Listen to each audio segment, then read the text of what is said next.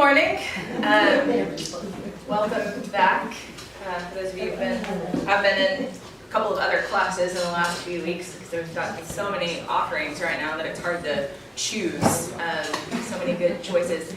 I do want to go ahead and say that for this class, I'm currently planning to teach through the end of the year. So this will be October, November, and the first couple of weeks of December. But there's also some great stuff going on in the auditorium. There's a great class going on upstairs at the same time, and so that's a sort of good problem to have, but especially if you are kind of torn, like I'd like to hear some other things that are going on. Robin is going to record this class that will be posted on Facebook each week, so you'll have that option.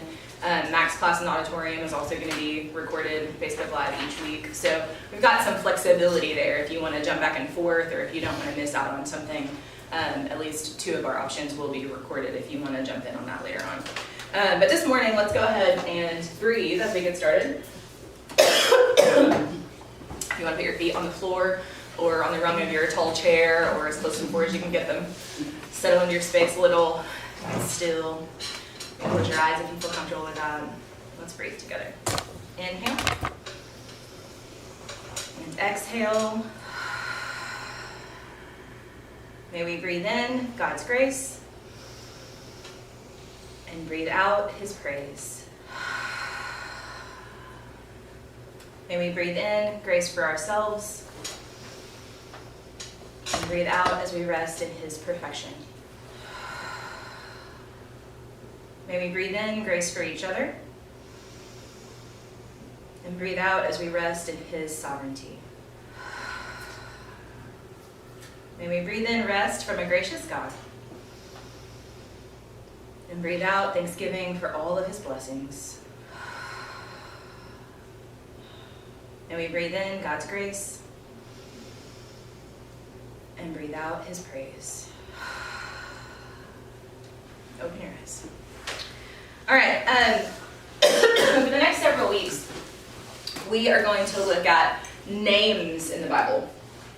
Earlier this year, in thinking about the theme for the year, the life that I now live, and the conversations we have been having, exploring identity, who we are, who we're going to be, what it means to be children of God in our regular everyday lives, I began to think about these questions of identity. How we decide who we are, what other people tell us about who we are, how we identify ourselves in the world. And in so many ways, the names that we go by carry a lot of power in that conversation. And so I want us to explore over the course of the next several weeks some stories of names in the Bible. We have got lots of stories of people's names who were changed for some reason to signal a new mission for their lives, a new identity, a new calling on their lives. People whose names were chosen very specifically to signal who they were going to be. We have stories of the power of naming, that the name of God Himself carries power, the name of Jesus Christ carries power. So we're going to look at several examples and just explore this idea of names as power, but also as markers of identity and relationship. So this morning, I just want to do sort of an intro to get us thinking about how even in our culture today, names are used, what we think about when we think about naming things. The English teacher in my heart couldn't begin without thinking about Shakespeare.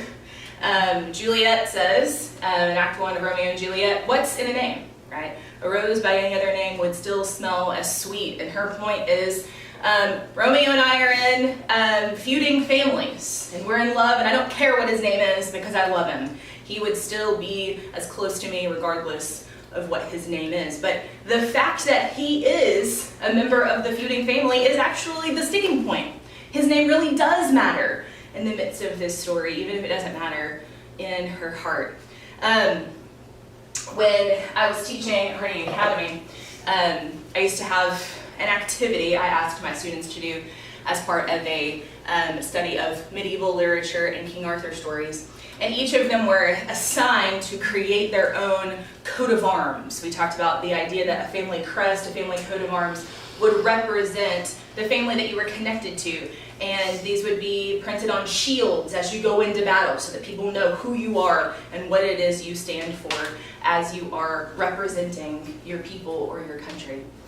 And so I asked my students to build their own coat of arms. They had assignments for each section of the little shield they had to create. But one of the sections that they had to represent artistically in some way was their names. What is it that your name means? And so I would ask them to do a little exploration, and sometimes Google kind of leads you astray because Google will tell you anything you want it to tell you. But to think about what is it that your name means, the actual word, the actual language, what does it mean in your family, what does it mean to you? And after a couple of years, I started giving a little disclaimer at the beginning of this assignment, because I would have 16-year-old students in the middle of my class having existential crises because their parents named them things that sounded terrible, right? They're beautiful in the real world, but my name means this. Why would my mom give me this name? Didn't she know this is what it meant? And I would say, of course she didn't know that. She thought it was beautiful. This is what she wanted to call you. And in our language, it just meant something beautiful. It didn't mean whatever it meant in 14th century France that Google's trying to tell you. She never would have shackled you with that if she'd known that's what it meant. And as part of that process, I also began to think about my own name. And, you know, this may be a conversation you've been part of before. I have friends who like to talk about, if you could choose your own name, what would you change it to? And people have asked me that for years, and I never have a good answer because I really like my name. But when I began to do this project with my students, it turns out that Haley just means hayfield. A lee is just a meadow. And my middle name is Marie, after my grandmother. And so Marie, it comes from Mary, which means bitter. So my parents literally named me a bitter hayfield. Of course, that's not at all what they meant. But sometimes if you dig too deep, you begin to think, how do we put those things together? My sister's name is Shani, which I always thought was just a name my mother made up. But according to Google, it means a beautiful gift from God. So if you start comparing those things, you think, what were they thinking? Too often, as we begin to think about naming our own children, right, or even naming pets sometimes, we just pick the things we like, right? And we don't really think about what this might have meant linguistically centuries ago. So I wanted to talk about that a little bit this morning. I've not had the privilege of bestowing a name on a human being that will carry with them forever, but I do like these sorts of stories. So those of you who have named children or have a good story to tell about somebody who has an interesting name, tell me how you choose. When you think about, I'm going to name this child, and they're going to carry this particular identifier for the rest of their lives, what do you think about? How do you pick? Well, I can tell you, Lakeland's, so Jody plays bass guitar, and he came in one day and he was like, okay, we have a boy we're going to name Warwick, and we have a girl we're going to name her Lakeland. And I was like, I'm not naming my dog Warwick. It's not happening. But the Lakeland, we kind of switched it to Lakeland. It's actually kind of, not phonetically, it's like Lackland, but you know, whatever. I spelled it how I wanted because that's what we can do, right? Yeah, exactly. And so she got, so I was like, I kind of like that, you know. And her middle name's Marie because mine's Marie, but I didn't really, I just thought it sounded pretty. But it was really fun to name Cam and Mia because we changed their names. And so Mia had to say in her name, and if she wanted to change her name, because she was 4 and she wanted it first to be Trey from the Red Power Ranger. Of course. And I was like, I don't think you're going to want it to be Trey forever. And so she actually chose Mia from a Power Ranger. But I liked it. And then it took us a really long time to find a middle name, and we were with I think maybe it was Emma Bryant, and her middle name is Grace, and Mia Grace, which if you take the Mia to my Spanish, it's my Grace, which we really liked. And then Cam, if y'all remember him when he was a baby, he smiled at everyone. I mean, he would just smile, especially at Carol. He would smile and him like nobody's business. Anyway, but he was always, over my corner, he was smiling at everybody and laughing all the time. And so we wanted Isaac.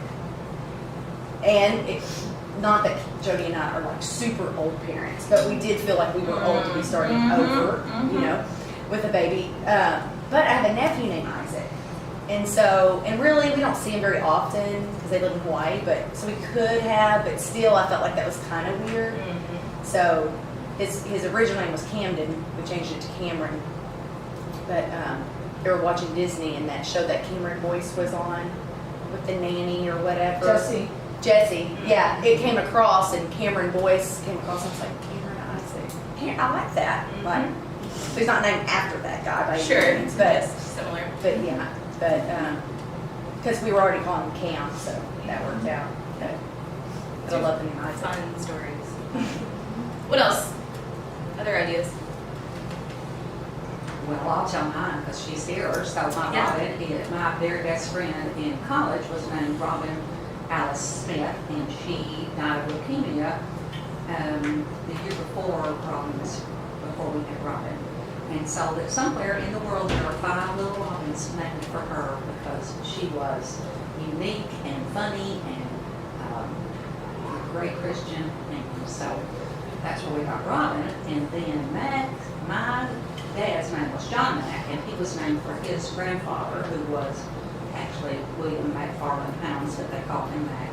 So we just like to carry that on because we were crazy about our daddies and granddaddies. And so now we have Judah Mack too. And both my sisters, one of them, Donna's John, has the same initials, but then my twin sister has a grandson who's named Joshua Mack.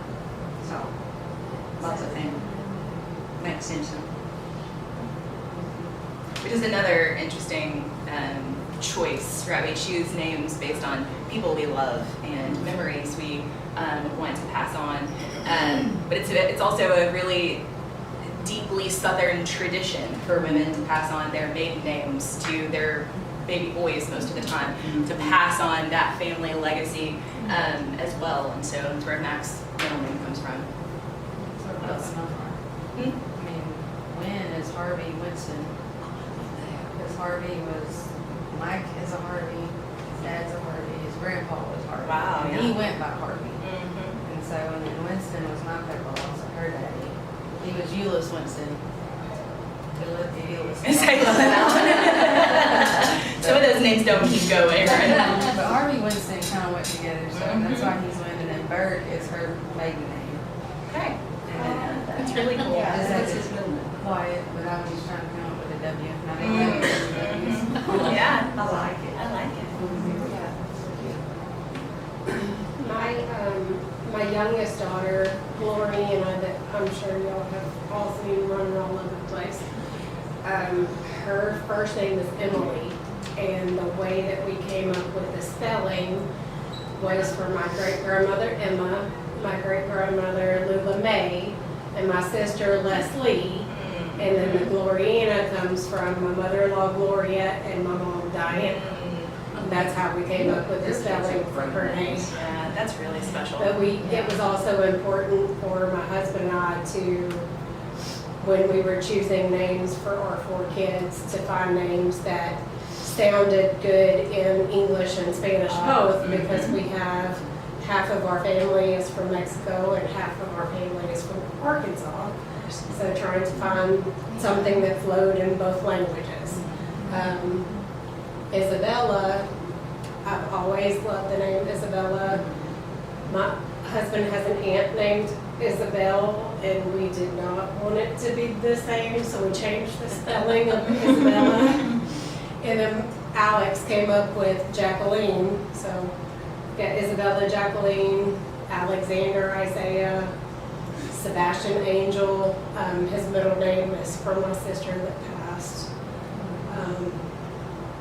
So we picked names for ours that sounded good in both languages and meant something to Yeah, us. it honored your family. It's beautiful. It's beautiful. I was just going to share a funny story. I finally, before my dad passed away, I asked my grandfather, my mother's father, his name was James Herman, but he always went by Herman. And Herman was like a monster. I'm like, I love the name James, but why would he go by Herman? And I asked my dad, and he had 6 or 7 brothers.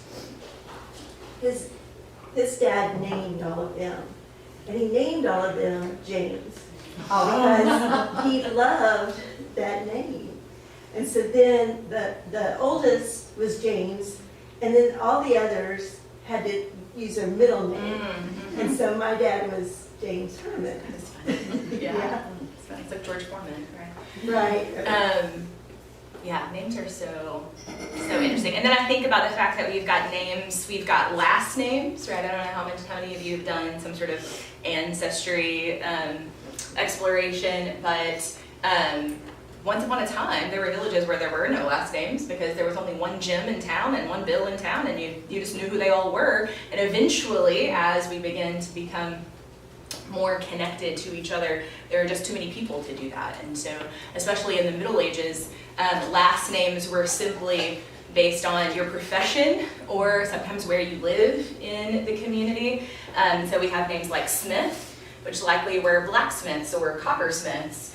And then eventually get shortened down. Last names like Cooper. Coopers were barrel makers, right? Bakers, right? We're bakers. And so, so many of our names are connected either to family clans, especially in the Scotch-Irish sort of descendancy, or professions historically, sometimes places, right? It may be the Jim who lives in the Dell and his last name becomes Dell, or the one who lives over the hill and his last name becomes Hill.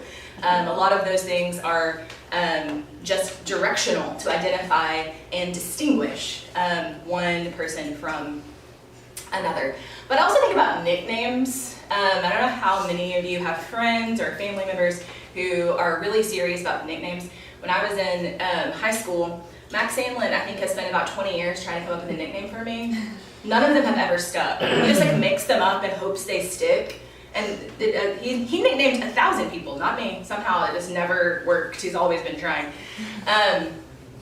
But it is interesting that there's something about shortening someone's name or calling them something different that creates a different level of connection, a different level of intimacy. Some of you may have names that only particular members of your family call you this, but nobody else really does.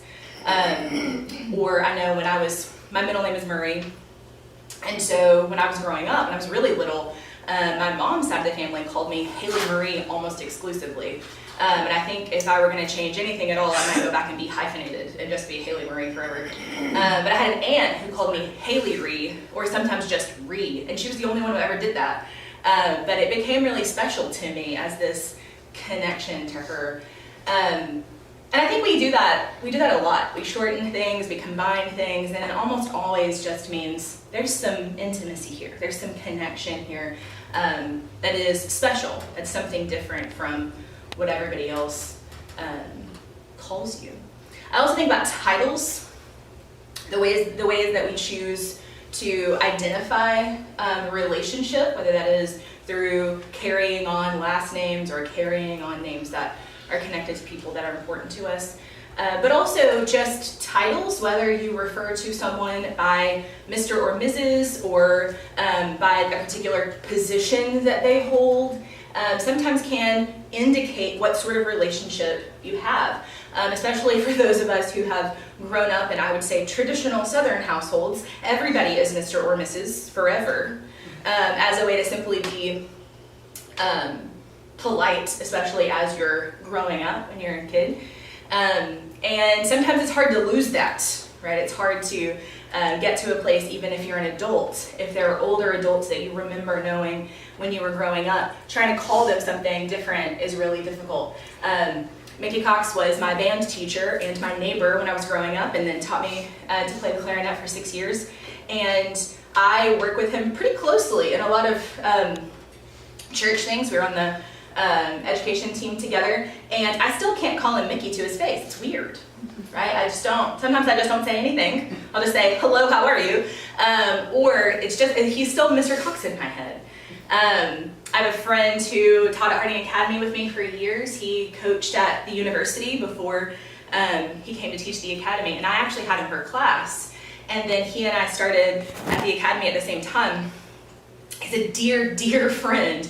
And he has been frustrated with me for years that I won't call him by his first name. And I always just say, that's because your first name is Coach, right? All coaches have first name Coach. I'll call you that all day long, but I'm not calling you by your real name. There's something that's just a little bit strange about shifting that activity, even if our relationship shifts, right? There's something deeply ingrained in us. So titles, I think, communicate just a little bit of distance, right? A little bit of respect and recognition that we're not exactly on the same level, or at least we haven't always been. But I also think about names and how they sometimes can be used negatively. We'll talk about this some more later in the class, but think about name droppers. Do you know anybody who's a name dropper? Really have relationships with people that you think are important, but they want you to think they do. And so you can't get through a conversation without them being like, well, the other day I was having lunch with so-and-so. And there's something just a little disingenuous about that, where you just want to say, if you're really having these connections with people who seem to be important, and you're humble enough about it, they're just your friend. They're not your friend that carries this sort of significance in their name. What is it that you're trying to do by connecting yourself to these people who are perceived to be important in the world? You're trying to make yourself seem a little better. Do you want me to know who it is you hang out with on the weekend so I think you're important? What is it that you're trying to do? I also think about name calling, which is can be a very negative thing. And most of the time that's really difficult when people call us names, right? Especially think about as children, but this happens as adults too. Sometimes we just don't think about it in the same way. Most of the time this is negative because we're being labeled with a name that we disagree with, something that does not actually describe who we are, and it's painful. And we could have a whole other class on what it looks like when we come into agreement with that sort of identification. Somebody tells us we're ugly, somebody tells us we're stupid, somebody tells us we don't belong, and we begin to believe that. And so we have to be careful about identification, about labeling, about what it is we call people, what it is we recognize in ourselves, and how names really do have more power than we recognize. I have said for a long time that if I am ever in the situation where I have the privilege to name a child, one of the things I'm going to think about is how easy it is to yell on a sports field, right? You go to kid sports and it's like, this kid has got a name that's 12 miles long, and trying to yell out loud on a field or a court, anything that has more than 2 syllables is too hard. You got to come up with a nickname after that.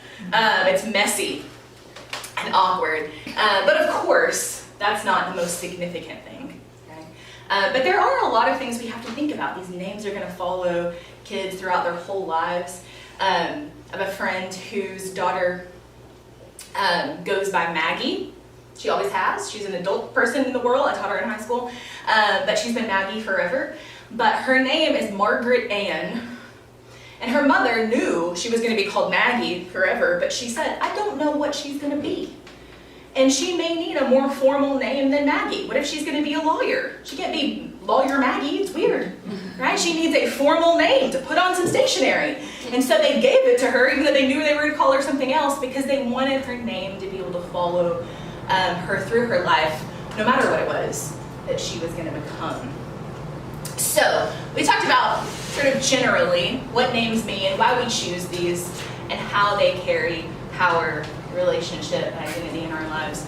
The last few minutes, I want us to just say, what does any of this matter? Right? These kind of conversations are always interesting to me because I like storytelling and I like to know how people are connected to each other. But when we really think about our relationship with God and each other, how much does this really matter?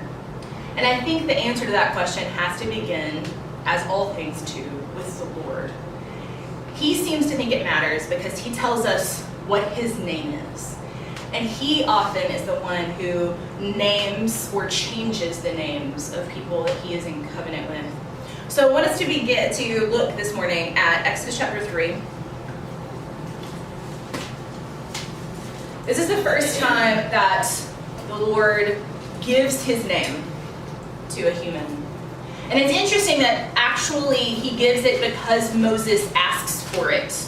Right? We've had an entire book at this point of stories of the Lord having relationship with humans on the planet. But it's not until here that he actually gives a specific name, and it is in response to Moses' question that he's willing to lean in. So as we read this, I want you to think about the fact that God always goes first. We talked about this in other classes I've taught before, that he never asks us to do or be anything if he hasn't already taken the lead. And so when we think about what name God gives Moses, he says, "This is who I am."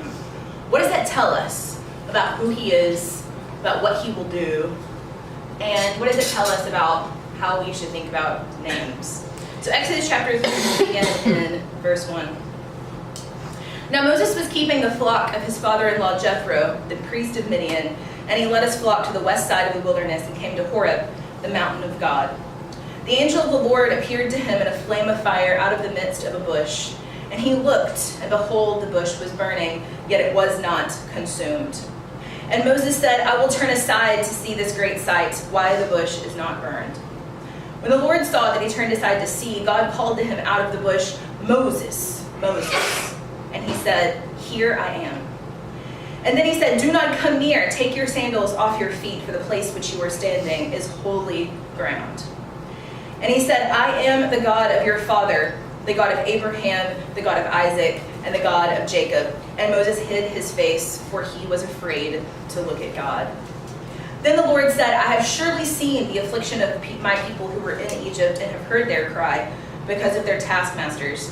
I know their sufferings, and I have come down to deliver them out of the hand of the Egyptians, and to bring them up out of that land to a good and broad land, a land flowing with milk and honey, to the place of the Canaanites, the Hittites, the Amorites, the Perizzites, the Hivites, and the Jebusites. And now behold, the cry of the people of Israel has come to me, and I have also seen the oppression with which the Egyptians oppress them. Come, I will send you to Pharaoh, that you may bring my people, the children of Israel, out of Egypt." But Moses said to God, "Who am I, that I should go to Pharaoh and bring the children of Israel out of Egypt?" Right? We can have a whole lesson on why Moses doesn't think he's that important, right? He could very easily be the name dropper in this situation. He grew up in Pharaoh's house, and he says, "Who am I that I'm the one that you would send?" Verse 12, God says, "I will be with you, and this shall be the sign for you that I have sent you. When you have brought the people out of Egypt, you shall serve God on this mountain." Then Moses said to God, "If I come to the people of Israel and say to them, 'The God of your fathers has sent me to you,' and they ask me, 'What is his name?' what shall I say to them?" So he says, I'm going to need some proof, right? I'm going to show up. They don't know me except for the terrible things I did in chapters 1 and 2, right? And I'm going to come to them and say, "God, the God of your fathers is the one who sent me." I'm going to need some proof. Who shall I say has sent me? And God said to Moses in verse 14, "I am who I am." And he said, "Say this to the people of Israel, 'I am has sent me to you.'" God also said to Moses, "Say this to the people of Israel, 'The Lord, the God of your fathers, the God of Abraham, the God of Isaac, and the God of Jacob has sent me to you. This is my name forever, and thus I am to be remembered throughout all generations."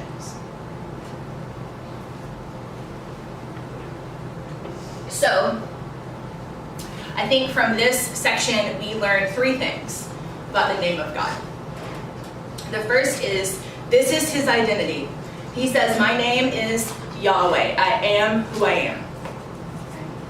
Which can be very mysterious, right? If you asked me what my name was and I just said, "I am," you'd be like, "Great, I think so too. What's your name?" Right? It's not very clear. But it does communicate to us several things. Clear existence, right? That this is a God who is, a God who exists, maybe in contrast to those who do not. We also see that this God is singular, right? I am who I am. There's only one. That he is the only one true God forever and always. He's the only one. And the verb am here is also in present tense. And present tense in Hebrew is always continual, right? It catches this sense of a continuation. If he is, that means he was and will continue on. So we know that God is only, that he exists, that he's the only one, and that he is existing in this present tense and continuing. Which actually tells us a lot about who he is, what his character is, especially compared to the other gods of the day, right? The other gods that Moses would have been really familiar with in the land of Egypt. None of them are claiming to be the only one there is. None of them are claiming to be present and continuing. I am who I am, he says.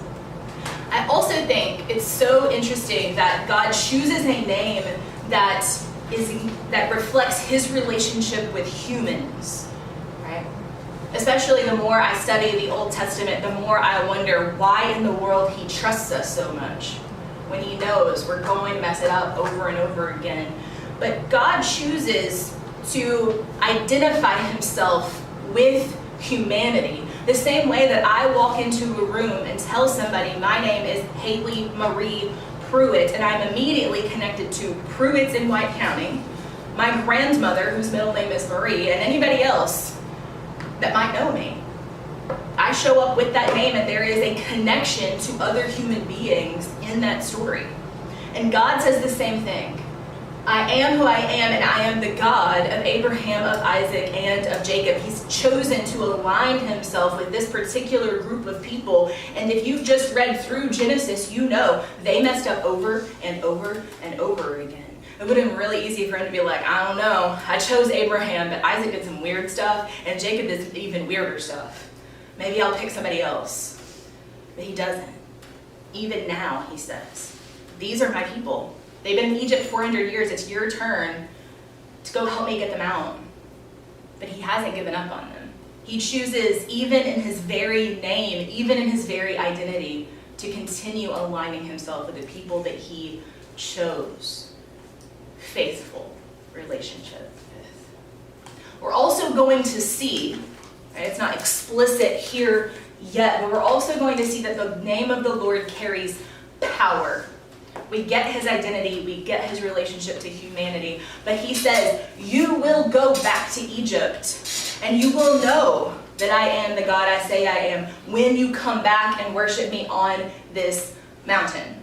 And Moses doesn't know here yet exactly what that's going to look like, but we know, having read the rest of the story, that this is going to mean a God of power shows up. That his name is the God, right, when we get to Exodus 20, he's no longer just the God of Abraham and Isaac and Jacob, but he's also the God who did what in Exodus 20? Somebody remembers? He gave the law. Yes, he gives the law in Exodus 20, and before he gives the law, he tells them, he reminds them who he is and what he's already done, and he begins by saying, I am the Lord who brought you out of the house of Egypt, out of the house of slavery. That is the God of Abraham, Isaac, and Jacob, also the one who rescues his people from Egypt. And for the rest of the story of Scripture, this is who he is. Over and over and over again, he's the God of these people. He's the God who rescues them with power. So for the rest of our time together this calendar year, we're going to look at names, what names mean, how they communicate identity, how they show us relationship to each other and to the Lord, and also the power of names, the power of language, the power of God. So, thoughts? Questions? Anybody else got a really great naming story I brought up? Halstead means rock house. Okay. So Yeah. it was the man that lived in the White House Mhm. originally. Yeah. And Steffi got her name as, was the last name of the great grandmother. Mm-hmm. But we didn't name her Steffi because her legal name is Stephanie, for the Mhm. same reason that you mentioned. Yes. She's actually named Steffi, and that's what we planned to call her. But we wrote down Stephanie, and they told her she should go by Stephanie. She got her doctor of physical therapy, and she was like, no, I think I'll just keep It's not my name. So she goes Yeah. by Miss Steffi. There you go. Yeah. That's very cool. I did not know that about Stephanie.